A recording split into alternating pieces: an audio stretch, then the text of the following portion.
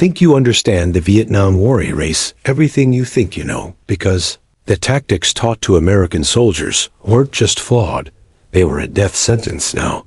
Imagine an elite unit that ignored every rule in the military handbook. They didn't shave. They didn't wash. They ate things that would make a goat gag. They didn't fight the jungle, they became it while.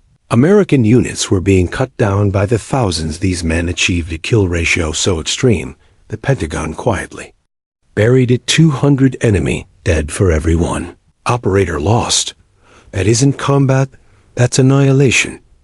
The enemy gave them a name spoken only in whispers. Not soldiers, not men ghosts. The CIA didn't trust them. US Special Forces studied them in secret. And the Green Berets eventually came asking to learn. Today, we open the classified files of the Australian SAS.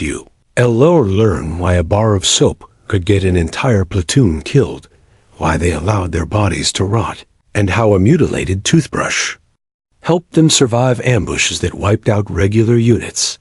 This isn't a story about clean heroes or shining medals.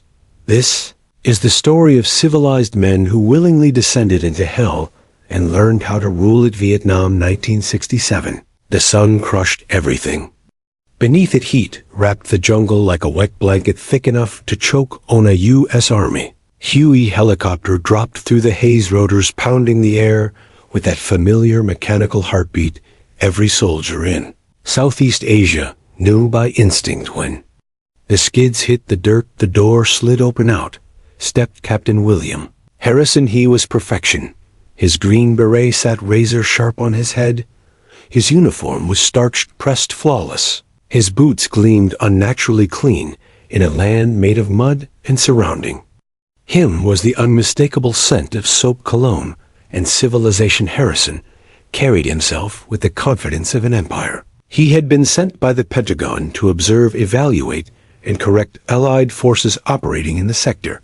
As he scanned the base for his hosts, his jaw tightened, because what he saw didn't look like soldiers. It looked like a group of armed drifters who had been lost in the jungle for months. Men lounging near the tent, the Australian SAS, were filthy uniforms faded to an unrecognizable green, sleeves rolled up without care, arms covered in insect bite scars and scratches, and worst of all, beards untrimmed. Wild, unforgivable. They laughed quietly, smoked casually, cleaned battered weapons like men with nothing to prove. To Harrison, this wasn't elite warfare, it was indiscipline. What he didn't know was that his immaculate appearance had already signed his death. Warrenton Harrison's world discipline started with hygiene. A clean soldier was a controlled soldier. A controlled soldier survived.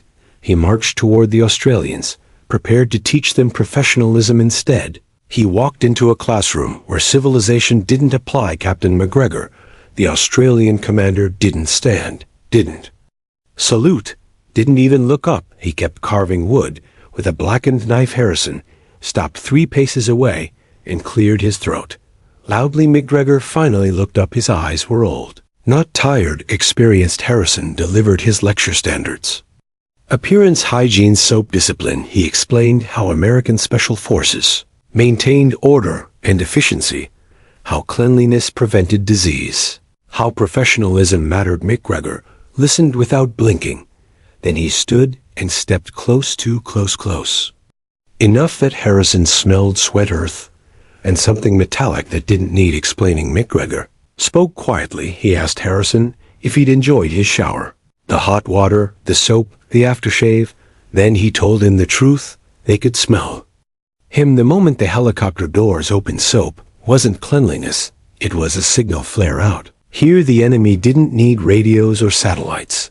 They used their noses at American soap. That toothpaste, that cologne. It screamed foreign invader. The Australians didn't stink because they were lazy.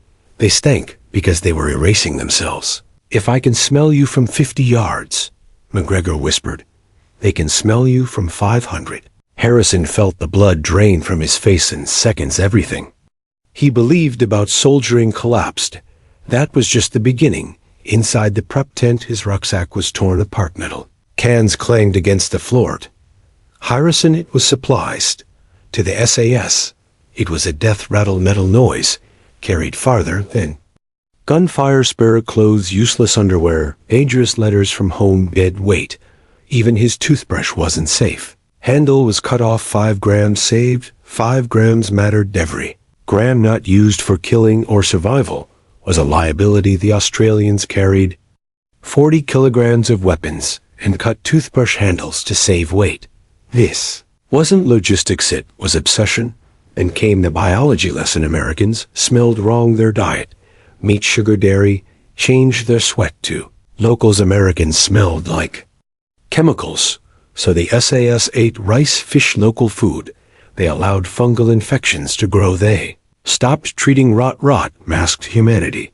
They didn't use insect repellent. They let the jungle eat them alive. To hunt predators, you couldn't smell like a man. You had to smell like decay. Then Sergeant Williams took a knife to Harrison's boots. Panama sole instantly recognizable. Every tracker knew it. So Williams destroyed it, cut it apart, smeared mud and urine into the rubber. Now the boots left no identity, no signature, only disturbance. Harrison was no longer American. He was becoming invisible, and the jungle silence became a weapon. They didn't walk, they flowed. No talking, no radios. The enemy listened. Every transmission was a beacon. Instead, the SAS spoke in forest sounds, twigs, scratches, finger snaps. The jungle became their radio at night. They didn't dig in. They lay in mud, back to back. Insects crawled, ants bit, leeches fed you. Didn't move. Movement meant death. Harrison learned the hardest truth of all. Survival wasn't about fighting pain. It was about accepting it. When they finally ambushed enemy trackers, it wasn't chaos. It was execution. 5 seconds. Then silence again. Later, they watched an entire NVA battalion pass 20 meters away. Hundreds of soldiers.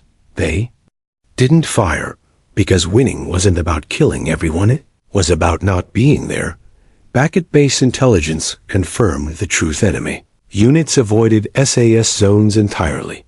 They took longer routes, risked swamps, because they believed something hunted them. The Viet Cong called them Rừng, the phantoms of the jungle. Kill ratios proved it. American units 3 to 1, Australian SAS nearly 200 to 1.